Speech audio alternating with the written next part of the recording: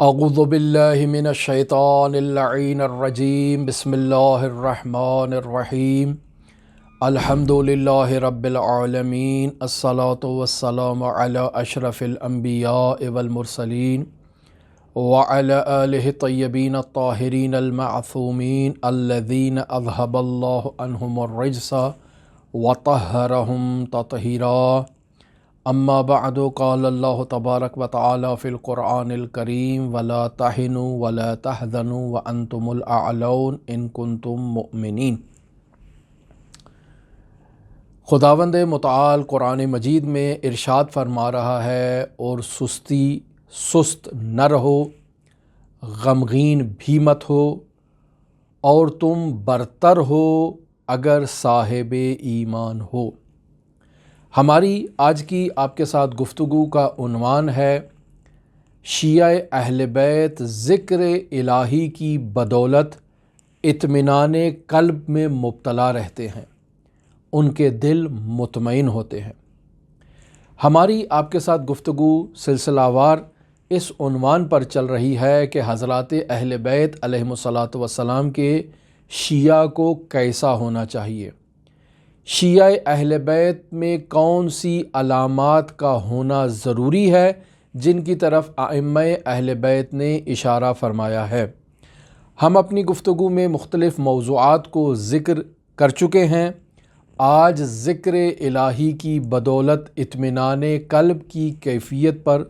کچھ گفتگو کرنا چاہیں گے، اور پھر مد نظر حدیث جس میں شیعہ کی علامت کو بیان کیا گیا ہے اسے آپ کے سامنے ذکر کریں گے۔ شیعہ اہل ذکر ہیں، اور ذکر کی بدولت اطمینان قلب میں مبتلا ہے، یعنی ان کے دل مطمئن ہیں، یعنی شیعہ ہر حال میں ہمہ وقت ذکر قلبی اور ذکر لسانی میں مصروف ہوتا ہے، اور اس مصروفیت کی بنا پر وہ ذاکر بن جاتا ہے، اور اس ذکر کی بدولت مطمئن ہوتا ہے، اس کا دل اطمینان اور سکون کی کیفیت میں ہوتا ہے۔ اور شیعہ کی یہی ایک اہم علامت ہے کہ وہ ذکر الہی کی بدولت مطمئن ہوتا ہے۔ اب وہ ذکر خدا ہو، ذکر اہل بیت ہو، ذکر قرآن ہو، ذکر توحید ہو، ان تمام اذکار میں کوئی منافات نہیں پائی جاتی ہیں، کوئی تضاد نہیں ہے۔ پس شیعہ اپنی تمام مشکلات میں، ہر حالت میں جو بھی مصیبت اس کے اوپر آتی ہے، وہ ان مصائب کے اوپر جزا و فضا کرنے کی بجائے ان مشکلات پر صبر و تحمل کا مظاہرہ کرتا ہے۔ تمام مصائب کو اللہ تبارک و تعالی کی جانب سے اپنے لیے جانتے ہوئے وہ اپنے ان تمام امور کو خداوند متعال کی ذات پر تفویض کر دیتا ہے، اور توکل کا مظاہرہ کرتا ہے، جس توکل علی اللہ کے نتیجے میں اس کا قلب اطمینان کی کیفیت میں مبتلا ہوتا ہے، یعنی اس کے دل میں ایک ایسا سکون، ایک ایسی آرامش ہوتی ہے کہ جو غیر شیعہ کے دل میں یہ سکون اور آرامش کی کیفیت موجود نہیں ہوتی ہے۔ لہٰذا ہم دیکھتے ہیں رسول خدا صلی اللہ علیہ وآلہ وسلم کی نورانی حدیث میں علم کے درجات میں بھی یہی چیز بیان کی گئی ہے کہ اول العلم معرفت الجبار و آخر العلم تفویض الامر الیہ، یعنی علم کی ابتدا معرفت پروردگار سے ہے، یعنی انسان توحید کا علم حاصل کر لے، درست انداز میں خداوند متعال کی توحید کو، خداوند متعال کی صفات جمال، صفات جلال کو درک کر لے، توحید ذات کو پہچان لے، توحید افعال کو پہچان لے، توحید ولایت کو پہچان لے، توحید عبادت کو پہچان لے۔ توحید کو اچھی طرح سے جاننے کے بعد جب انسان معرفت پروردگار اور معرفت جبار حاصل کر لے تو علم کی انتہا میں اپنے تمام امور کو اللہ تبارک و تعالیٰ کی ذات کے سپرد کرتے ہوئے کہے لا حول ولا قوت الا باللہ، کوئی قوت اور طاقت نہیں ہے سوائے پروردگار کے۔ یہ جو افعال میری طرف منتہی ہو رہے ہیں، یہ جو مصائب، یہ جو مصیبتیں، یہ جو پریشانیاں میری طرف آ رہی ہیں، سب اس پروردگار کی طرف سے ہیں۔ لہٰذا اپنے امور کو خداوند متعال پر تفویض کرتے ہوئے توکل کے ساتھ جب یہ انسان ظاہر ہوگا تو اب اس کے اندر اطمینان کی ایک خاص کنڈیشن اور ایک خاص کیفیت ظاہر ہوگی، اور اسی خاص کیفیت اور خاص کنڈیشن جو ایمان اور علم اولی کے بعد انسان کو حاصل ہو رہی ہے، یہ ذکر الہی کی بدولت اسے حاصل ہو رہی ہے۔ لہٰذا سورہ رعد کی آیت نمبر 28 الذین آمنوا وتطمئن قلوبہم بذکر اللہ الا بذکر اللہ تطمئن القلوب، اس آیے کی تفسیر میں ام سلیم رسول خدا صلی اللہ علیہ وآلہ وسلم کی خدمت اقدس میں یہ سوال دریافت کرتے ہیں کہ اس میں مراد کیا ہے، تو رسول خدا صلی اللہ علیہ وآلہ وسلم ارشاد فرماتے ہیں اتدری من ہم یا ام سلیم، اے ام سلیم کیا تمہیں معلوم ہے کہ وہ کون لوگ ہیں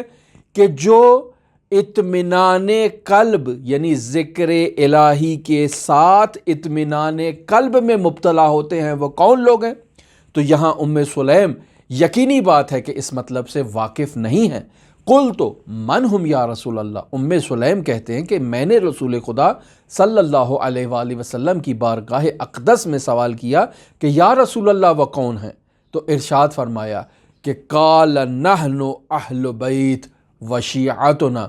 وہ لوگ جو ذکر الہی کے بعد اطمینان قلب میں مبتلا ہوتے ہیں وہ ہم اہل بیت اور ہمارے شیعہ ہیں۔ بہار الانوار کی جلد نمبر 35 اور صفحہ نمبر 405 میں اس حدیث نورانی کو آپ مراجعہ کر سکتے ہیں اور مشاہدہ کر سکتے ہیں۔ بس یہاں پر یقینی بات ہے کہ اس آیہ مجیدہ سے یہ سوال پیدا ہو سکتا ہے کہ الذین آمنوا یعنی وہ لوگ جو ایمان لائے، وتطمئن قلوبہم بذکر اللہ، اور ان کے جو ہیں وہ قلوب جو ہیں وہ اللہ تبارک و تعالیٰ کے ذکر سے مطمئن ہیں۔ یہاں پر اطمینان کہتے کسے ہیں کہ جس اطمینان کی حالت میں وہ لوگ مبتلا ہیں۔ تو اگر ہم دیکھیں لغوی اعتبار سے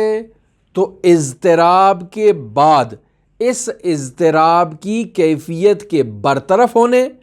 یعنی ایمان کے آ جانے کے بعد ذہنی سکون اور ذہنی اطمینان کی کیفیت اور طمأنینہ کی حالت کو اطمینان کہتے ہیں۔ پس اطمینان کا تعلق ایمان کے راسخ ہونے سے ہے، یعنی پہلے انسان اضطراب میں مبتلا تھا، اس نے ایمان لا کر اس اضطراب کو برطرف کیا، اور پھر اب جو اس کو ذہنی کیفیت حاصل ہوئی ہے، اس ذہنی کیفیت کا نام طمأنینہ اور اطمینان ہے۔ پس اب ہمارا ذہن یقینی بات ہے کہ یہاں پر منتقل ہوگا کہ ایمان کسے کہتے ہیں۔ تو ایمان لغت میں کذب کے مد مقابل حق کی تصدیق کا نام ایمان ہے، جبکہ اصطلاح میں ایمان کسے کہتے ہیں؟ اصطلاح میں حضرت صادق آل محمد کا ایک نورانی ارشاد اس ایمان کی ڈیفینیشن اور اس ایمان کی تعریف کے لیے ہم آپ کی خدمت میں پیش کرتے ہیں۔ حضرت صادق آل محمد ارشاد فرماتے ہیں کہ الایمان هو اقرار باللسان، ایمان کسے کہتے ہیں؟ ایمان زبان سے اقرار کا نام ہے، وعقد فی القلب، اور دل کے اندر ایک پختہ فیصلہ اور پختہ مضبوط اس یعنی زبانی لسانی اقرار کے اوپر دل کے اندر ایک پختہ تصمیم کو عقد فی القلب کہتے ہیں، یعنی قلبی ایمان، قلبی اطمینان۔ اور پھر اس کے بعد وعمل بالارکان، اور انسان اپنے اعضاء و جوارح سے اس ایمان پر اعتماد کا اظہار کرتے ہوئے عمل انجام دے۔ یہ ہے ایمان کی کیفیت، یعنی انسان زبان سے اقرار کرتا ہے، اشہد ان لا الہ الا اللہ وحدہ لا شریک لہ واشہد ان محمدا عبدہ ورسولہ واشہد ان امیر المؤمنین و امام المتقین علی حجۃ اللہ. یہ انسان جو زبان سے اقرار کر رہا ہے، اس اقرار پر اپنے قلب کے اندر ایک پختہ عقیدہ قائم کر لیتا ہے، اور پھر جب زبان سے اقرار ہو گیا، دل میں پختہ اور راسخ اور رچ بس گیا، تو اب ارکان اور عمل جو ہے وہ خود بخود ان اعضاء و جوارح سے انسان کے ظاہر ہوگا. یہ ہے ایمان. اور اگر ہم پہلے مرحلوں کو ترک کر دیں اور بار والے مرحلے میں آ کر لوگوں کو ترغیب دلانا شروع کر دیں کہ عمل بالارکان عمل بالارکان، تو یہ عمل بالارکان ناقص ہی رہے گا جب تک اس سے پہلے اقرار باللسان کے بعد عقد فی القلب کا مرحلہ نہیں آتا ہے. ہم نے عرف عام میں اور معاشرے میں اقرار باللسان کے بعد عمل بالارکان کی تاکید اس قدر کی ہے کہ ہم وسط والے مرحلے کو ہی فراموش کر گئے ہیں اور بھول گئے ہیں.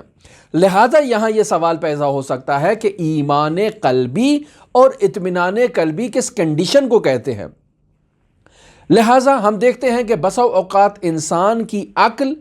علمی اور منطقی برہان کے ذریعے سے کسی چیز پر ایمان لا کر یقین پیدا کر لیتی ہے. یعنی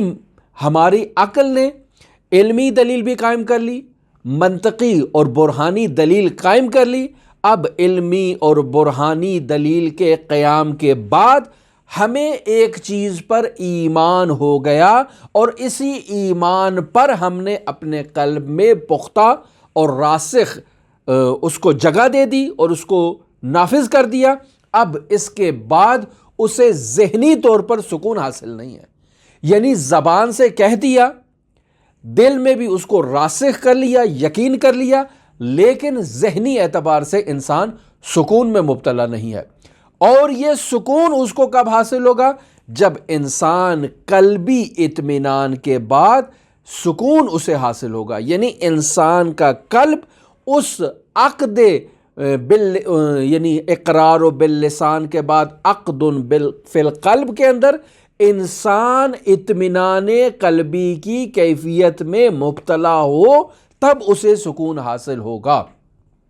اور اس اطمینان کے بعد ذہن میں کسی بھی قسم کا وسوسہ، کسی بھی قسم کا شک، شبہ اور ابہام نہیں آتا ہے. پس اطمینان قلبی ایک ایسی کنڈیشن کا نام ہے کہ جس کنڈیشن اور جس حالت کے بعد انسان کو پہلے والی حالت یعنی عقد فی القلب اور اقرار باللسان اور وہ جو تمام عقلی اور منطقی برہان اس نے قائم کیے ہوتے ہیں، ان میں سے کسی مرحلے کے اوپر اسے وسوسہ نہیں ہوتا، اسے شک نہیں ہوتا، اسے تردید نہیں ہوتی، اور انسان ایک ایسی پختہ حالت میں مبتلا ہوتا ہے جیسے انسان بالکل ان تمام مراحل کو شہود کر رہا ہے اور مشاہدہ کر رہا ہے. ایک مثال ملموس آپ کی خدمت میں پیش کرتا ہوں کہ ہمیں عقلی، علمی اور منطقی اور برہانی انداز میں یہ یقین ہے کہ انسان اس دنیا میں جس قدر بھی ظالم ہو، یہ ظالم انسان جب مر جاتا ہے تو مرنے کے بعد یہ کسی پر ظلم نہیں کرتا، کیونکہ اب اس کا ظلم کرنے کا اختیار اس دنیا سے ختم ہو چکا ہے. اب اس کا یہ جسد خاکی خود دوسروں کا محتاج ہے کہ دوسرے اس کے ساتھ کیا سلوک برتتے ہیں اور کیا سلوک روا رکھتے ہیں. پس یہ انسان دوسروں پر ظلم کرتا ہے، لیکن ظلم کرنے کے بعد اب ایک جیفا اور ایک مردار کی حیثیت میں زمین پر پڑا ہے. اس مردار سے کسی کو کوئی خوف نہیں ہونا چاہیے، کسی کو کسی قسم کا ڈر، کسی قسم کا خوف، کسی قسم کی وحشت اس مردار سے نہیں ہونی چاہیے، چونکہ یہ اب آپ لوگوں کا محتاج ہے. اب اس میں کسی قسم کی حرکت موجود نہیں ہے، کسی قسم کا اختیار نہیں ہے کہ یہ اپنا اختیار استعمال کرتے ہوئے آپ کے اوپر ظلم روا رکھے. لیکن ہم عملاً دیکھتے ہیں کہ انسان کے پاس علمی دلیل بھی ہے،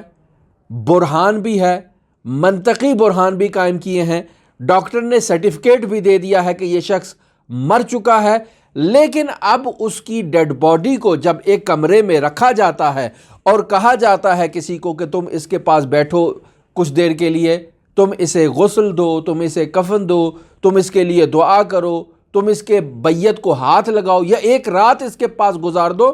تو انسان وحشت میں مبتلا ہوتا ہے کہ یہ مردہ، یہ جیفا ممکن ہے اٹھ کر مجھے کوئی نقصان پہنچا دے، معلوم نہیں یہ میرے ساتھ کیا کر دے گا۔ یعنی تمام دلیلوں کے باوجود انسان اس میت سے خوف محسوس کرتا ہے، اس سے ڈرتا ہے۔ آپ اسے سمجھائیں کہ اس کے ساتھ ایک رات آپ ایک تاریک کمرے میں گزارو گے تو یہ آپ کو کچھ نہیں کرے گا، لیکن ان تمام برہانوں کے بعد، تمام دلیلوں کے بعد انسان کو تمام سرٹیفکیٹ بھی مل جائیں، تب بھی انسان اس میت کے ساتھ ایک تاریک کمرے میں رات گزارتے ہوئے خوف محسوس کرتا ہے۔ اس خوف کی بنیادی وجہ یہ ہے کہ انسان کو علم ہے، اقرار بھی ہے، لیکن اطمینان اسے ابھی تک حاصل نہیں ہوا ہے۔ جب اسے اطمینان ہی حاصل نہیں ہوا،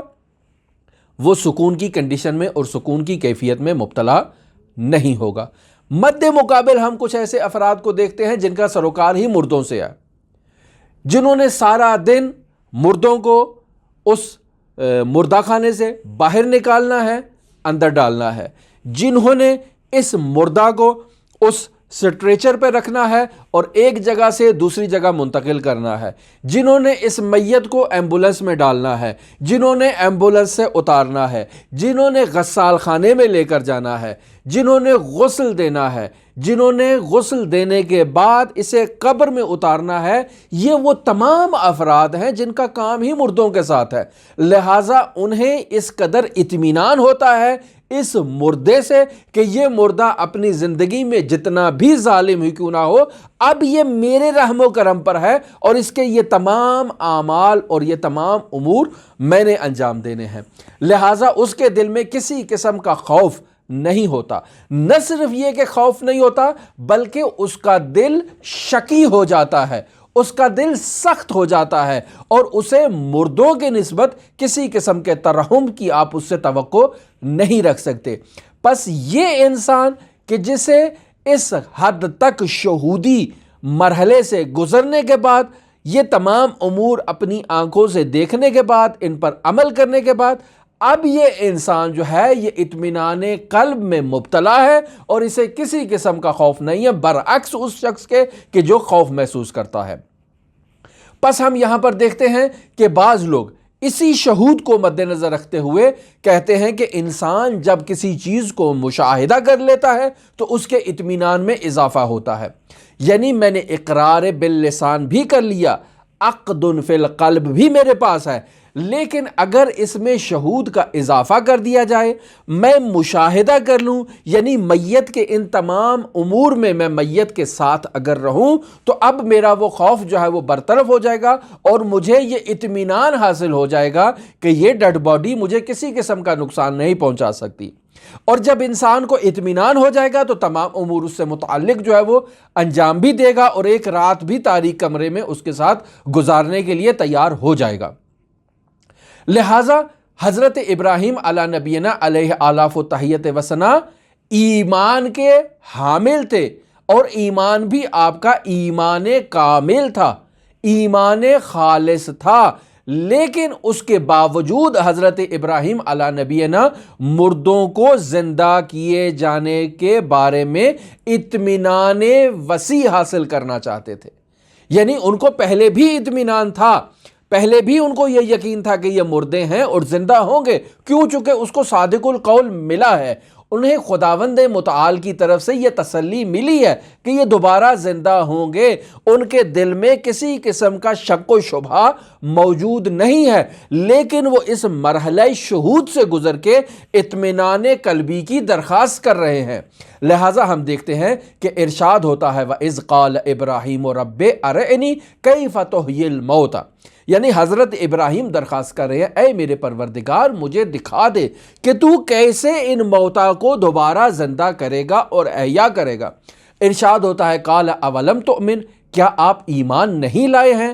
فرمایا قال بلا، ایمان تو لائے ہیں، ولیکن لیطمئن قلبی، یعنی حضرت ابراہیم علی نبینا علیہ آلاف و تحیت و ثنا بھی یہ بیان کرنا چاہ رہے ہیں کہ اگر میں شہود کے اس مرحلے سے گزر جاؤں تو اس ایمان میں اضافہ ہو جائے گا۔ اب میں اپنی آنکھوں سے دیکھ چکا ہوں، اور وہ تمام چیزیں جنہیں میں غیب پہ ایمان لانے کے مصداق کے طور پر ایمان لا چکا ہوں، اب انہیں اپنی آنکھوں سے مشاہدہ کر رہا ہوں، اور مزید اطمینان کے ساتھ میں آگے بڑھ سکتا ہوں۔ لہٰذا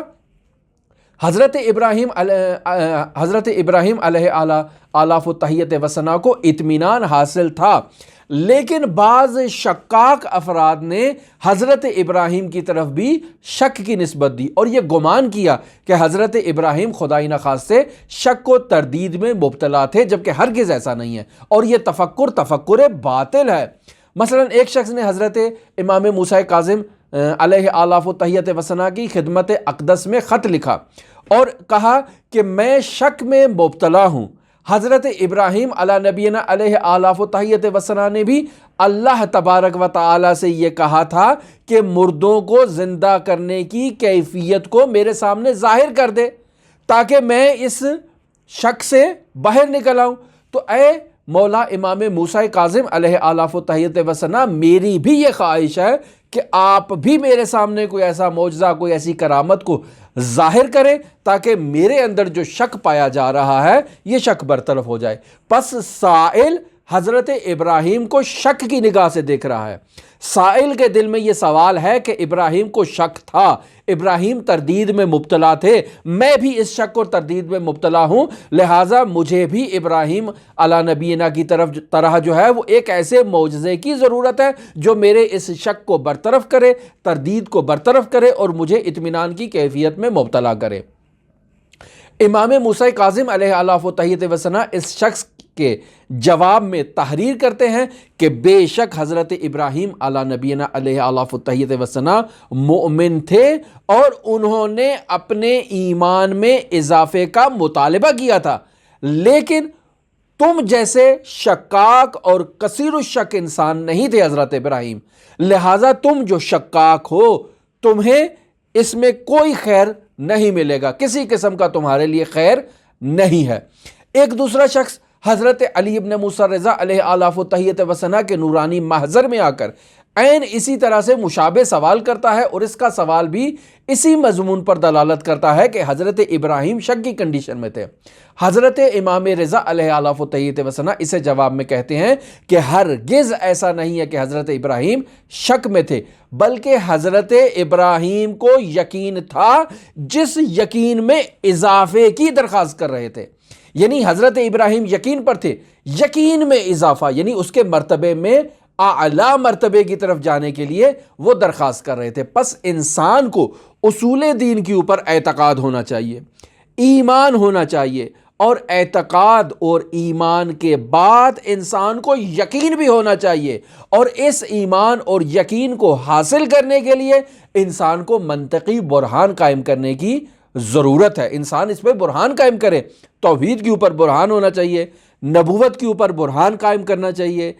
بعد نبوت کیا مرحلہ ہوگا؟ آیا انسان کو واگزار کر دیا گیا ہے اس کے اوپر یا نہیں؟ نبوت کے بعد مرحلہ امامت بھی خداوند متعال کی طرف سے ہے۔ کیا قیامت کا ہونا ضروری ہے یا نہیں ہے؟ کیا حساب و کتاب کا ہونا ضروری ہے یا نہیں ہے؟ ہمیں یہ جو اعمال کی ترغیب دلائی گئی ہے اور حکم دیا گیا ہے، ان اعمال کا ہونا کیوں ضروری ہے؟ انسان ان تمام سوالات کے جواب میں برہان کے ذریعے سے ان مسائل کو اپنے لیے حل کرے اور ان پر اعتقاد رکھتا ہو، اعتقاد کے بعد ایمان لے کر آئے، ایمان کے بعد یقین پیدا کر لے ان کے اوپر، اور یقین برہان علمی اور عقلی سے ہے۔ لہٰذا جب اس ترتیب کے ساتھ انسان آگے بڑھے گا تو عمل کی ترغیب خود بخود اس میں زیادہ ہو جائے گی۔ کیوں؟ چونکہ اب اس کے وجود میں عقیدہ راسخ ہو چکا ہے، یہ یقین کی مرتبے پر فائز ہے، یعنی اس کا قلب جو ہے وہ آہستہ آہستہ اطمینان کے مراتب کو طے کرتا کرتا اعلیٰ مراتب کی طرف جا رہا ہے۔ لہٰذا ضروری ہے کہ انسان عمل سے پہلے اقرار باللسان کے مرحلے پر پختہ دلیل کے ساتھ زبان سے اقرار کرے، اور اس اقرار باللسان کے مرحلے کے بعد انسان عقد فی القلب کے مرحلے پر فائز ہو، یعنی اس کے دل کے اندر، اس کے باطن کے اندر یہ اعتقاد اور یہ ایمان یقین کی حد تک راسخ ہو جائے۔ اب اگر ایسا ہو تو اب عمل بالارکان، انسان کے اعضاء و جوارح خود بخود حرکت کریں گے عمل کے لیے۔ لیکن متاسفانہ ہمارے معاشرے کے اندر ہمارے علماء کی طرف سے وسط والے مرحلے کو نظر انداز کیا جاتا ہے۔ ہمارے علماء اور ہمارا معاشرہ اس مطلب کی طرف تاکید کرتا ہے کہ ہم نے اشہد ان لا الہ الا اللہ و اشہد ان محمد رسول اللہ جب زبان سے کہہ دیا تو اب اس کے بعد ہمیں عمل ہی عمل کرنا ہے، ہمیں زکوٰۃ بھی دینی ہے، خمس بھی دینا ہے، حج بھی کرنا ہے، روزہ بھی رکھنا ہے، نماز بھی پڑھنی ہے، تولا تبرہ سارا کچھ کرنا ہے، لیکن ہمارا اندر وجود اس عقد فی القلب سے خالی ہے۔ جب عقد فی القلب سے خالی ہے تو یہ عمل بالارکان میں ہماری طرف سے سستی کا ہونا ایک طبیعی امر ہے۔ ہمارے لیے اس اقرار باللسان کے اوپر وسوسہ ہونا، شک ہونا، تردید ہونا ایک طبیعی اور فطری عمل ہے، کیوں؟ چونکہ ابھی یہ عقد فی القلب کے مرحلے پر فائز نہیں ہوئے ہیں اور پختہ نہیں ہوئے ہیں۔ لہٰذا خداوند متعال سے جو ہم نے آیت آپ کی خدمت میں سرنامہ کلام قرار دی، جس میں خداوند متعال ارشاد فرما رہا ہے وَلَا تَهِنُوا وَلَا تَحْزَنُوا وَأَنْتُمُ الْأَعْلَوْنَ إِن كُنتُم مُؤْمِنِينَ، یعنی سست روی کا شکار نہ ہو، غمگین بھی نہ ہو ہرگز، اور اپنے آپ کو برتر شمار کرو کہ انتم الاعلون ان کنتم مؤمنین، یعنی اگر تم ایمان کے مرتبے پر فائز ہو تو تم سستی بھی نہیں کرو گے، تم غمگین بھی نہیں ہوگے، اور تم خود کو برتر شمار کرو گے، احساس کمتری میں مبتلا نہیں رہو گے۔ لہٰذا انسان کا پختہ ایمان جو ہے وہ اس کے اندر آتا ہے جب انسان کے قدم اس کے اعتقادات پر مضبوط ہوتے ہیں اور وہ بڑی بڑی مشکلات سے خندہ پیشانی سے گزر جاتا ہے اور آگے عبور کر جاتا ہے ان مراحل کا۔ جیسے ہم دیکھتے ہیں رہبر معظم انقلاب اسلامی حضرت آیت اللہ العظمیٰ خامنئی، بہت دنیا کی مصیبتیں، بہت مسائل، پوری دنیا نے ایران کو چاروں طرف سے گھیر کے رکھا ہوا ہے، لیکن اس کے باوجود اطمینان قلبی اس قدر وسیع ہے کہ جانتے ہیں کہ تمام دنیا اگر اکٹھ بھی کر لے تب بھی ہمارا ایک بال بھی بانکا نہیں کر سکتے، ہمارا ایک بال بھی نہیں توڑ سکتے۔ کیوں؟ چونکہ ہمیں خداوند متعال پر بھروسہ ہے، ہمیں خداوند متعال کے الہی فرامین کے اوپر بھروسہ ہے، اعتقاد ہے، ایمان ہے اور اطمینان قلب ہے، لہٰذا ہمیں کوئی نقصان نہیں پہنچا سکتے۔ اور اگر ہمارے اوپر کوئی حملہ آور بھی ہو، ہمیں کوئی نقصان بھی پہنچائے تو یہ نقصان نہیں ہے ہمارے لیے، ہم اپنے عقیدے کے اوپر راسخ العقیدہ ہیں، جس مرحلے سے ہم گزر رہے ہیں یہ خداوند متعال کی طرف سے ہمارے لیے تمام مراحل پہلے سے تعیین کیے گئے ہیں۔ لا حول ولا قوت الا باللہ، ہم اسے توحید افعالی میں دیکھتے ہوئے خداوند متعال پر توکل کریں گے اور خداوند متعال سے ہی مزید اطمینان کی درخواست کریں گے۔ لہٰذا آپ دیکھتے ہیں کہ رہبر فقید انقلاب اسلامی حضرت امام خمینی رحمۃ اللہ علیہ جب اس دنیا سے رخصت ہونے لگے تو آپ نے اپنا وصیت نامہ تحریر کیا۔ اس وصیت نامے کے جملے لکھے: با قلبی آرام، قلبی مطمئن، روحی شاد، ضمیری امیدوار، بے فضل خدا میں رخصت ہو رہا ہوں۔ یعنی میرا دل بھی آرام ہے، سکون کی کیفیت میں مبتلا ہے، میرا قلب جو ہے وہ مطمئن ہے، میری روح جو ہے وہ خوشحال ہے کہ میں اپنے محبوب سے ملاقات کے لیے جا رہا ہوں، اور میرا ضمیر امیدوار ہے اللہ تبارک و تعالیٰ کے فضل سے، میں نا امید نہیں ہوں۔ اگر میں نے زندگی میں کوئی غفلت بھی کی ہے، میں نے اگر کوئی ایسا کام بھی کیا ہے جو مجھے نہیں کرنا چاہیے تھا، تو بھی میں اس کے فضل سے امیدوار ہوں، نا امید نہیں ہوں، اور دعا کی درخواست کر رہا ہوں آپ لوگوں سے کہ آپ میرے لیے دعا کریں۔ تو ہماری اس تمام گفتگو کا نتیجہ اور نچوڑ وہی سلیم کی روایت جو رسول خدا صلی اللہ علیہ وآلہ وسلم سے سورہ رعد کی آیت نمبر 28 کے الذین آمنوا وتطمئن قلوبہم بذکر اللہ الا بذکر اللہ تطمئن القلوب، اس آیت کی تفسیر میں حضرت رسول خدا صلی اللہ علیہ وآلہ وسلم ارشاد فرماتے ہیں کہ اتدری من ہم یا سلیم، اے سلیم کیا آپ کو معلوم ہے کہ وہ کون لوگ ہیں؟ تو قالا قلت من ہم یا رسول اللہ، اے رسول اللہ وہ کون ہیں؟ تو ارشاد فرمایا قال نحن اہل البیت و شیعتنا، یعنی ہم اہل بیت ہیں وہ لوگ کہ جن کے دل ذکر الہی سے مطمئن ہیں۔ ہم دل مطمئن، روحی شاد، دلی آرام اور قلبی مطمئن کے ساتھ پروردگار کی بارگاہ میں اس کے فضل پر امید رکھتے ہوئے اس کی بارگاہ میں شرف یاب ہو رہے ہیں۔ تو ہماری دعا ہے کہ خداوند متعال بھی ہمیں ایمان کے اس بلند مرتبے پر جگہ عطا فرمائے کہ ہم بھی اس اطمینان قلب کے ذریعے سے تمام وہ اعمال انجام دیں کہ جو ہمیں اسلام میں بیان کیے گئے ہیں۔ ہم نماز کو دل اطمینان کے ساتھ انجام دیں، روزے کو مطمئن کیفیت میں انجام دیں، زکوٰۃ کو مطمئن کیفیت میں انجام دیں، اور عزیزان اس مطلب پر یقین رکھیں